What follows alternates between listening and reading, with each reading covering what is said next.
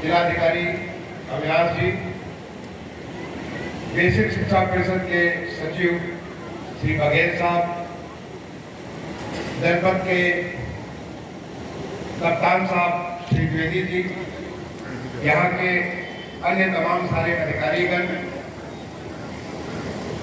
इस भरावन क्षेत्र से या संडीला से आसपास से आए हुए तमाम सारे अभिभावकगण, अध्यापकगण, जो हमारी कार्यकर्ती, आंगनबाड़ी कार्यकर्ती, अन्य देवियों एवं सज्जनों, सबसे पहले तो मैं आप सबको जो ये 9 दिन का माघ का नवरात्र है उसके लिए आप सबका अभिवादन करता हूं और आप सबको शुभकामनाएं देता हूं। साथ ही साथ 2079 संवत्सर हमारे विक्रमी संवत का अभी 2 दिन पहले ही शुभारंभ हुआ, उस नए साल की भी आपको सबको शुभकामनाएं देता हूं। आज का दिन नवरात्र का तीसरा दिन है और ये दिन इतना महत्वपूर्ण हो गया जब हमारे प्रदेश के माननीय मुख्यमंत्री जी ने भगवान बुद्ध की कर्मस्थली, जहां हर साल चौमासे में 4 महीने बरसात के भगवान बुद्ध वहां पे लोगों को ज्ञान देते थे और जितनी भी भगवान बुद्ध की कहानियां हैं, चाहे कोई माल डाकू की कहानी, जितनी सारी कहानियां हैं वो सारी की सारी वहीं पर रचित हुई। उस स्थली से आज पूरे प्रदेश को स्कूल चलो अभियान का शुभारंभ किया। मेरा सौभाग्य है कि इस जो एक बहुत बड़ा एक आह्वान माननीय मुख्यमंत्री जी ने श्रावस्ती की पवित्र भूमि से किया है, उस अभियान को आपके जनपद में, हरदोई में और हरदोई के भरावन ब्लॉक से, यहाँ से आपको शुभारंभ करने का मुझे मौका मिला। इसके लिए मैं जिलाधिकारी को और आप तमाम सारे लोगों को बहुत बहुत धन्यवाद देता हूँ। बेसिक शिक्षा अधिकारी ने जो पिछले 4-5 सालों में बेसिक शिक्षा में कार्य हुए उसके बारे में बहुत सारी बातें रखी। उसके लिए जिलाधिकारी भी और जनपद के जो तमाम सारे अधिकारी हैं, जिस प्रकार से आपकी प्रगति हुई है गवर्नमेंट के बारे में, अन्य जो तमाम सारी कायाकल्प के बारे में, वो सब चीज़ों में, उस सब के लिए मैं आपको धन्यवाद भी देता हूँ और आपसे यही अपेक्षा करता हूँ कि जो अच्छा कार्य आपने किया उस कार्य को और आगे करते रहिए। एसएल के योगेश जी ने एक रिपोर्ट कार्ड आपके सामने रखी। शिव नागर जी की जो ये फाउंडेशन है, उस फाउंडेशन के द्वारा जब आपकी शुभारंभ हुआ था तब मैं जुड़ा था, मुख्यमंत्री के प्रमुख सचिव 2009-10 में उस वक्त में जुड़ा था। इनफैक्ट उस समय जब आपका शुभारंभ किया जा रहा था तो आपने जो इतना अच्छे कार्य किए उसके लिए भी आपको मैं धन्यवाद भी देता हूँ और उससे और अच्छे कार्य करने की अपेक्षा भी करता हूँ, क्योंकि हमारा प्रदेश बहुत तेजी से, आपने माननीय मुख्यमंत्री जी को सुना, हर मामले में जहाँ दुनिया कोविड को लेकर के परेशान, हैरान और तकलीफ में थी, हमारा प्रदेश और हमारा देश बहुत सक्षमता के साथ उसको न केवल एड्रेस किया बल्कि पूरी तरह से नियंत्रित किया। हमें गौरव प्राप्त अभी 2 दिन पहले मैंने एक सोशल मीडिया पे डाला, हमारे प्रदेश ने 30 करोड़ से ज्यादा लोगों को टीके लगा दिए। आज इस प्रदेश में कोरोना का लगभग अस्तित्व 0 के बराबर है, बट ऐसा नहीं कि हमें सावधानी बरतनी है, अभी भी हमें सावधानी रखनी है इसके साथ, जिससे कि आगे इसकी वृद्धि न होने पाए। लेकिन आज हम शिक्षा के बारे में बात करने के आपके पास आए हैं और शिक्षा वो भी जो मूलभूत शिक्षा है, जो बेसिक शिक्षा है, जहाँ से नींव पड़ती है और उस नींव पे ही आगे चल करके इमारत खड़ी होती है। मैं आपको अपने अनुभव से खुद बताना चाहता हूँ। मैं आपके जैसे ये गांव है, ये तो एक गांव है, बराबर गांव है, ऐसे ही मऊ जनपद के एक छोटा सा गांव है जिसकी आबादी मुश्किल से 200 से कम ही होगी। पहाड़ी पर गांव का नाम है, मैं उस गांव का रहने वाला हूँ और मैंने भी पढ़ाई अपने गांव के प्राइमरी स्कूल से शुरू की। आपके पास इतना सुंदर विद्यालय का बिल्डिंग है, इतना सुंदर पेंटिंग, हमारे राष्ट्रीय प्रतीक क्या क्या चीजें पेंट की हुई है, क्योंकि हमारे माननीय मुख्यमंत्री जी ने एक ऑपरेशन कायाकल्प शुभारंभ किया, जिसका नतीजा ये हुआ कि पूरे प्रदेश में स्कूलों की तस्वीर बदल गई। आज स्कूलों की बाउंड्री है, वहाँ पीने का पानी है, वहाँ पे तमाम किस्म की, कहीं पे स्मार्ट क्लासेस है, बहुत सारी चीजें, बच्चों को बैठने की जगह है। लेकिन जब हम पढ़ते थे वहाँ पे लेट 60s में या 60s के क्लास में दूसरे भाग में, उस समय हमारे स्कूल में केवल एक कमरा हुआ करता था और हम सब पेड़ के नीचे बैठकर पढ़ते थे। हमारे पास बैठने के लिए कुछ मेज कुर्सी नहीं, घर से बोरा ले जाते थे, उस पर बैठ कर पढ़ा करते थे। लेकिन हमारे विद्यालय के शिक्षक सक्षम थे, उन्होंने संस्कार दिया, उन्होंने भावना दी कि कैसे आप जिंदगी को उत्कृष्ट कर सकते हो। उन्होंने वो नींव रखी जिसके ऊपर बड़ी इमारत खड़ी कर सकते हैं। और आज मैं अपने उन तमाम सारे शिक्षकों को मैं हमेशा प्रणाम करता था, और आज मैं दोबारा उनमें सारे के सारे दिवंगत हैं, उन सबको आप सबके समक्ष प्रणाम करता हूं। और आज जो माननीय मुख्यमंत्री जी ने आह्वान किया, तमाम सारे जो हमारे पब्लिक रिप्रेजेंटेटिव हैं उनसे अनुरोध किया कि वो किसी न किसी विद्यालय को गोद ले। मैं अपने विद्यालय को, हमारा जो प्राइमरी स्कूल पहाड़ीपुर है, मैं अपने विद्यालय को गोद लेने की घोषणा भी करता हूँ। और साथ ही साथ मैं अपने प्रदेश के सारे गजेटेड ऑफिसर्स क्लास 2 क्लास 1 के जितने गजेटेड ऑफिसर्स हैं, यहाँ पे जिलाधिकारी हैं, कप्तान साहब हैं, यहाँ पे सीओ साहब हैं, सीडीओ साहब हैं, बेसिक शिक्षा अधिकारी हैं, तमाम सारे जो अधिकारी हैं, और मैं पूरे प्रदेश के सारे अधिकारियों से सबसे मैं आह्वान करूंगा, सबसे मैं एक आदेश भी जारी करूंगा कि सारे के सारे वो कहीं न कहीं से पढ़ के निकले, चाहे शहर के प्राइमरी स्कूल से या देहात के प्राइमरी स्कूल से, अपने विद्यालय को वो गोद जरूर ले लें और उस विद्यालय के कायाकल्प में मदद करें। क्योंकि अगर हर कोई, मैं नहीं हूँ उस स्कूल का, क्योंकि वहां से पढ़ा और वहां से पढ़ करके मैं IIT जो मैंने भारत की सबसे अच्छे संस्थान है, वहां से पढ़ने का मौका मिला, और उसके बाद तुरंत मुझे भारतीय प्रशासनिक सेवा में करने का अवसर प्राप्त हुआ। भारत सरकार का सर्वोच्च स्तर जो सचिव होता है भारत सरकार का, उस स्तर पे करीब 4.5 साल से ज्यादा पूरे देश भर में मैंने अर्बन एरिया के बारे में प्रोग्राम किया, और आज प्रदेश में मुख्य सचिव के तौर पर मैं अपनी सेवा अपने प्रदेश की जनता के लिए, अपने प्रदेश के लोगों के लिए दे रहा हूँ। इस सब का आधार अगर कोई है तो हमारे गांव का प्राइमरी स्कूल है। इसलिए मैं वो जो तमाम सारे प्राइमरी स्कूल के यहाँ पे अध्यापक या अध्यापिकाएं हैं, या हमारे आंगनबाड़ी के जो लोग हैं, उन सबको प्रणाम करता हूँ, अभिनंदन करता हूँ, और आपसे यही अपेक्षा करता हूँ कि आप मालूम नहीं कि किस प्रकार का बीज बो रहे हैं। आप में से कोई बहुत बड़ा राजनीतिक स्थान प्राप्त करेगा, कोई प्रशासनिक स्थान प्राप्त करेगा, कोई सेना में बहुत अच्छा स्थान प्राप्त करेगा, कोई खेल कूद का तेंदुलकर और कोहली बनेगा, तो कोई लिटरेचर में, हमारे भाषा में कोई बहुत बड़ा स्थान प्राप्त करेगा, कोई दुनिया में बहुत बड़ा वैज्ञानिक बनेगा। ऐसे क्या आप बीज बो रहे हैं आपको मालूम नहीं, लेकिन बच्चों में अगर अच्छे संस्कार आप डाल दिए तो संस्कार के बाद वो बच्चा एक वट वृक्ष बनेगा, बहुत बड़ा वृक्ष बनेगा, और वो अपने नीचे तमाम सारे लोगों को छाया देगा। ये इसका आप नींव रखें, आप समझ लें। मुझे ख्याल है कि जब मेरी भारतीय प्रशासनिक सेवा में मेरा सिलेक्शन हुआ और IIT से मैं अपने गाँव गया, क्योंकि मैं गाँव का रहने वाला हूँ, अपने गाँव गया, अपने माँ बाप का पहुँच हुआ, और उसके बाद मैं अपने प्रधानाध्यापक का पहुँच होने के लिए उनके गाँव चला गया।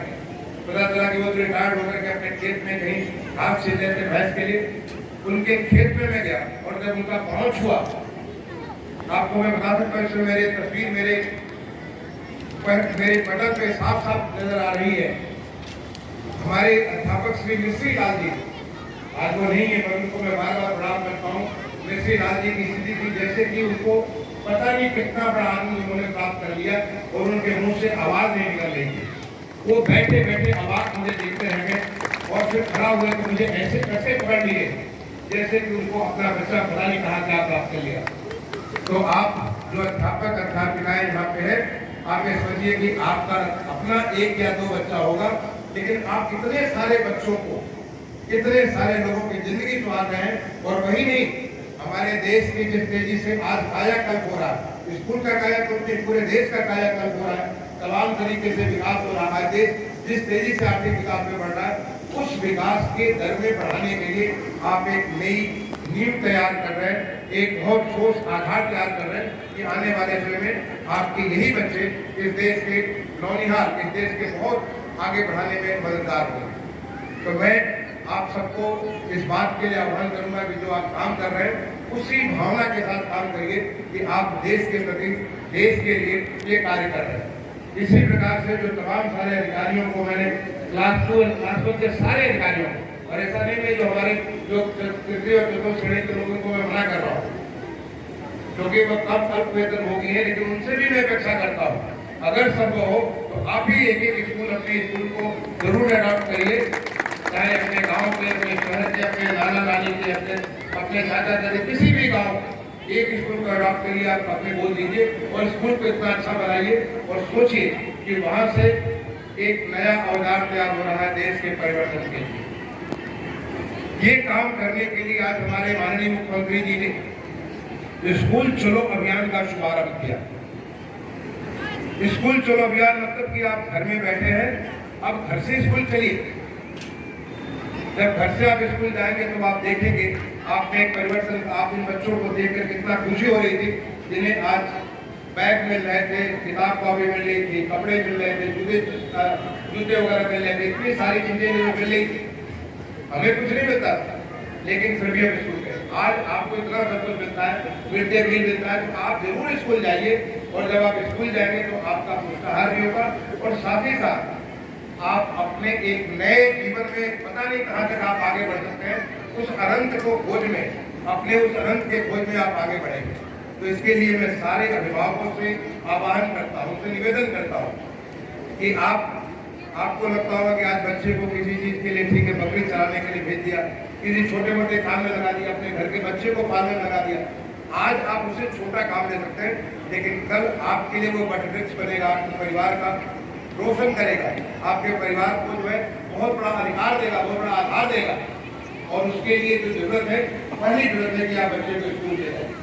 इसलिए स्कूल चलो अभियान में जो घर घर दस्तक का अभियान है, तो उसमें मैं कहूँगा कि न केवल हमारे सरकारी अधिकारी कर्मचारी लगे, बल्कि आप सबसे आह्वान करूँगा, जनता के उन तमाम सारे प्रबुद्ध लोगों से अनुरोध करूँगा, आप सब, हमारा लक्ष्य अभी बेसिक सरकारी कह रहे थे कि अभी 30 लाख का टारगेट रखा है, लेकिन जो टारगेट उत्तर प्रदेश सरकार से मिलेगा हम उसको पूरा करेंगे।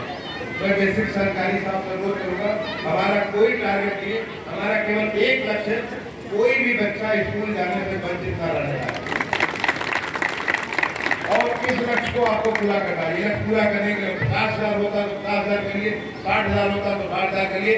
आपके विद्यालय में, और मैं जिलाधिकारी यहाँ पे नाम दिए हैं, मुख्य विकास अधिकारी है, आप सबसे मैं अपेक्षा करूंगा कि आपके जिले का कोई भी बच्चा नहीं जाए जिसको पढ़ाई की रोशनी से वंचित हो, कोई बच्चा नहीं रह जाए। और वही आपका लक्ष्य। बाकी तो हम लक्ष्य सरकारी आंकड़ों के लिए हम एक लक्ष्य लगा देंगे, लेकिन मैं आपसे अपेक्षा करूंगा कि आप उन आंकड़े को ले जाइए, आप एक संतृप्तिकरण के रखें। इसीलिए अभी जब 2-3 दिन पहले मैं जब रिव्यू कर रहा था, आपके बघेल साहब यहाँ पे बेसिक शिक्षा परिषद के सचिव हैं, जब मैं रिव्यू कर रहा था, इन्होंने अपना टारगेट रखा कि हम लोग इस साल 1,84,00,000 लेके जाए। मैंने कहा 1,84,00,000 में 2 करोड़ तो कम से कम, 2 करोड़ तो कम से कम, उसके ऊपर आप जितना जाए वो आपकी तारीफ होगी। 2 करोड़ से कम मुझे बिल्कुल स्वीकार नहीं, क्योंकि ये साल 2022 का साल बार बार नहीं आएगा। ये 2022 का साल बहुत महत्वपूर्ण साल है हम सबके लिए। हमारे आज़ादी का 75 साल पूरे होंगे इसी साल में। 15 अगस्त को हमारे 75 साल पूरे होंगे, जिसकी शुरुआत माननीय प्रधानमंत्री जी ने आज़ादी का अमृत महोत्सव के तौर पर पूरा किया। तो ये आज़ादी का अमृत महोत्सव हमारा ऐसा साल होना चाहिए जिससे कोई भी बच्चा हमारा पढ़ाई से वंचित नहीं रह जाए। इसलिए हर एक को हमारा लक्ष्य है 100% वो 2 करोड़ के ऊपर का आंकड़ा पार करेंगे और उसके लिए हर बच्चे को स्कूल ले जाए। तो हमारा स्कूल चलो अभियान में संतृप्तिकरण का लक्ष्य होगा, तो नंबर का लक्ष्य नहीं होगा। दूसरा, केवल स्कूल जाने से क्या होगा? बच्चा स्कूल जाएगा और फिर स्कूल जाना बंद करेगा। स्कूल चलो और स्कूल में रहो और रोज स्कूल चलो, रोज स्कूल जाओ। तो हमारा तो नारा होगा स्कूल चलो, हर रोज स्कूल चलो और स्कूल में रहो, तब जाकर के आपकी नींद बनेगी। ऐसा नहीं कि आपने एनरोलमेंट कर लिया, हमने 2 करोड़ के आंकड़े पूरे कर लिए तो हमारा स्कूल पूरा हो गया। नहीं, हमें स्कूल जाना भी है, हर रोज जाना है और स्कूल में रह करके पढ़ना है, अपने जीवन को अच्छा बनाना है, अपने देश को अच्छा बनाना है, अपने परिवार को अच्छा बनाना है, अपने गांव को अच्छा बनाना है। जब बच्चा आगे बढ़ेगा तो गांव भी बढ़ेगा, आपका जिला भी बढ़ेगा, आपका प्रदेश भी बढ़ेगा और आपका देश भी बढ़ेगा। इसलिए आपको आज इतनी सारी ताकत आपको मिली है। जिन बच्चों को भी ये जो हम दे रहे थे, बैग दे रहे थे, तमाम सारी चीज दे रही थी, आपको मालूम है डीबीटी, डायरेक्ट बेनिफिट ट्रांसफर, सारे के सारे बच्चों को पैसा उनके खाते में, माँ बाप के खाते में सारा का सारा पैसा पहुंच जाएगा, जिससे कि वो उसको बच्चे के लिए किताब, कॉपी, ये जो तमाम सारी जो चीजें हैं, कपड़े वगैरह, वो सारा सारा चीजें ले सके। अब मैं माओं से अनुरोध करूँगा, साथ ही टीचर से अनुरोध करूँगा, जितने हमारे अध्यापक हैं, अध्यापिका, उनसे अनुरोध करूँगा कि कृपया ये सुनिश्चित करिए कि जब पैसा डीबीटी के माध्यम से आपके खाते में पहुँचता है तो वो बैग बन जाए। वो जो तमाम सारी बच्चे विश्वास ऐसा आपको खर्च के लिए नहीं मिला, और इसीलिए मैं इसको सारा आधार के साथ जोड़ने का भी लक्ष्य कर रहा हूँ। अगले 1 महीने के भीतर जब 30 अप्रैल तक अभियान चलाएंगे, सारे के सारे खातों में हम आधार के साथ जोड़ देंगे, जिससे कि सही तरीके से बच्चों को ये खाते में पैसा पहुंचे और बच्चे खरीद सकें। मैं अपने अनुभव से आपको बताना चाहता हूँ। मैं 1999-2000 में मैं सिडनी गया था, ऑस्ट्रेलिया को आप जानते हैं, ऑस्ट्रेलिया एक बहुत बड़ा देश है और ऑस्ट्रेलिया में सिडनी एक वहाँ का बहुत बड़ा शहर है, वहाँ का सबसे बड़ा शहर है। मैं सिडनी में मास्टर्स करने गया था, मैं MBA करने गया हुआ। वहाँ पे हमारे 2 बच्चे, मेरी बेटी क्लास 1 में पढ़ती थी और मेरा बेटा KG में पढ़ रहा था, छोटे बच्चे थे। एक दिन मेरी पत्नी के पास 2 चेक प्राप्त हुए, $100 के, और स्कूल में बच्चों का नाम लिखा हुआ, पत्नी के नाम से।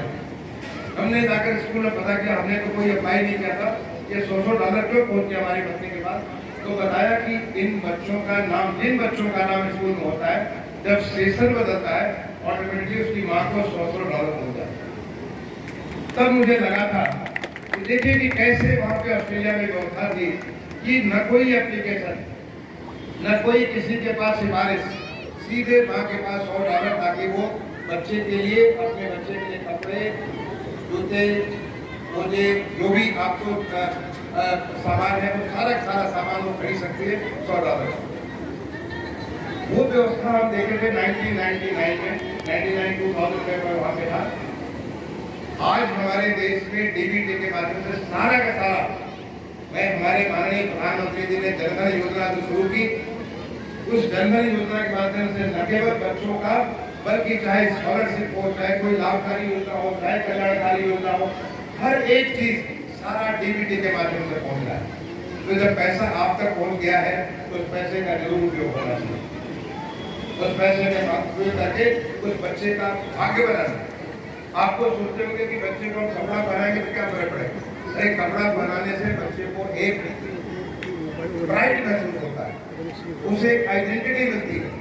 जहाँ पे पुलिस के हमारे कप्तान साहब हैं, द्विवेदी जी हैं, उनमें और उनमें क्या फर्क है? ये यही फर्क है, वो ड्रेस में और वो अच्छी ड्रेस में नहीं। उन्हें देखते ही लोगों के मन में भय हो जाता है, ये पुलिस ऑफिसर है और ये इनके साथ हमें सावधानी रखना पड़ेगा। मैं एक सिविलियन ड्रेस में, मुझसे वो भय आपको नहीं होता।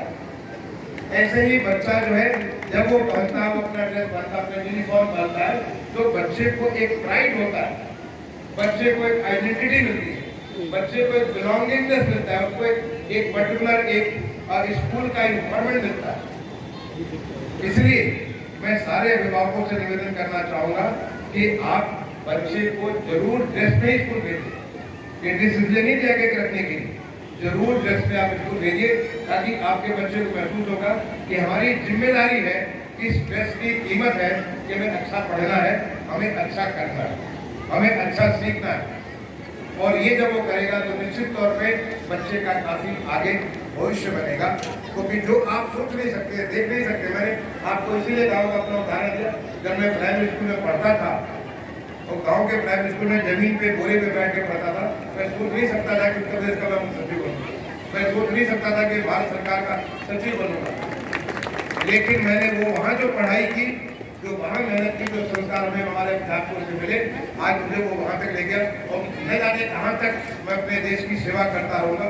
हर एक चीज़ का लाभ वो हमारा प्राइमरी स्कूल। इसलिए मैं आप तमाम सारे लोगों को इस बात के लिए आह्वान करता हूँ, आप लोग प्रबुद्ध हैं, आप लोग जागरूक हैं, आप देख रहे हैं कि कैसे हमारा देश आगे बढ़ रहा है, आप देख रहे हैं कैसे हमारा प्रदेश आगे बढ़ रहा है, आप देख रहे हैं कि कैसे आपका जिला आगे बढ़ रहा है। आपने देखा कि कैसे बेसिक शिक्षा के बारे में जो तमाम सारी रिपोर्ट काट देगी, क्या क्या परिवर्तन किए।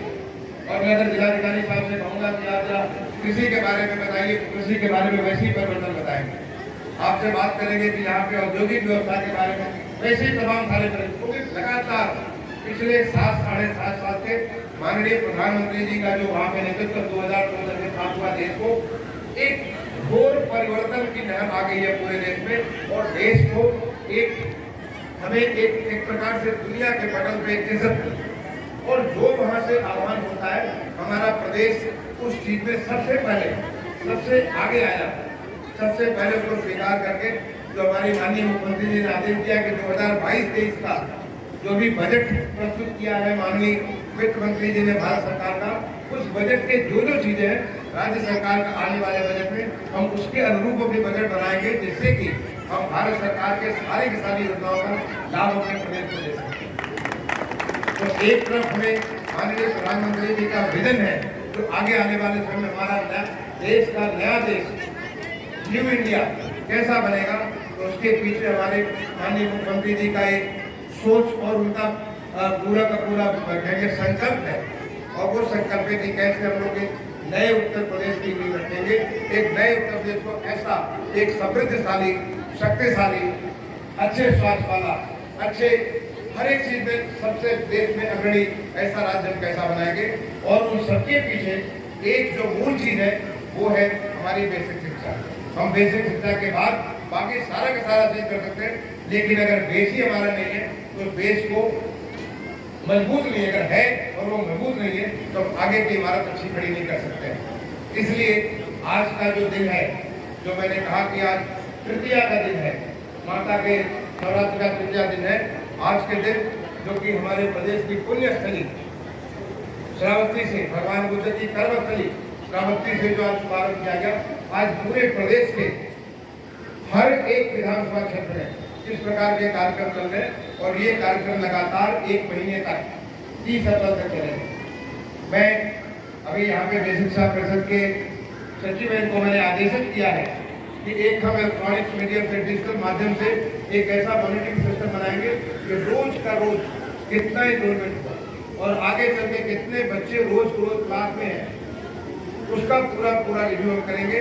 और सारे जिलाधिकारियों से भी मैं आदेशित करूँगा कि रोज कुछ नहीं, आपको केवल 10 मिनट का वक्त दीजिए और 10 मिनट के वक्त में आप देख सकते हैं कि आपके जिले में कितना एनरोलमेंट हुआ, कितने बच्चे हैं, जिससे कि ये आपका बेस इतना स्ट्रॉन्ग हो, इतना मजबूत हो कि नए भारत का, नया उत्तर प्रदेश की एक नई ऊंचाइयों तक ले जाने वाला पूरा का पूरा स्वरूप बन सके। मैं इन्हीं बातों के साथ अभी एक जो संचारी लोगों के खिलाफ भी एक अभियान माननीय मुख्यमंत्री जी ने शुरू किया है, वो भी आपका जो प्रारंभ हुआ है उसमें भी, ताकि किसी को भी किसी प्रकार की बीमारी आती है, इस प्रकार के जो रोग आते हैं, उस रोग से लोगों की अक्षमता होती है, उस अक्षमता से आगे बढ़कर के सक्षम बने, हम पूरी तरीके से अपनी ताकत के साथ अपना काम कर सके। उसके लिए जो अभियान चल रहा है उसमें भी आप काम कर रहे होंगे, जिसका मैं लगातार रिव्यू करता रहता हूँ। मैं एक बार दोबारा उन तमाम सारे बच्चों को, छोटे छोटे बच्चे जो हमारे पास यहाँ पे आए और जो तमाम सारे बच्चे पूरे जनपद में या हमारे पूरे प्रदेश में स्कूल में पहुँचेंगे, उनके उत्तर भविष्य की कामना करता हूँ।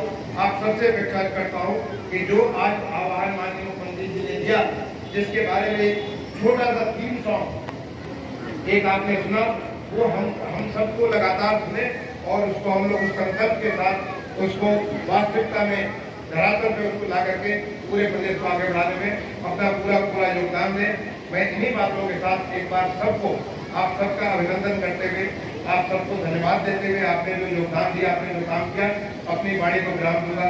जय भारत। जय हिंद।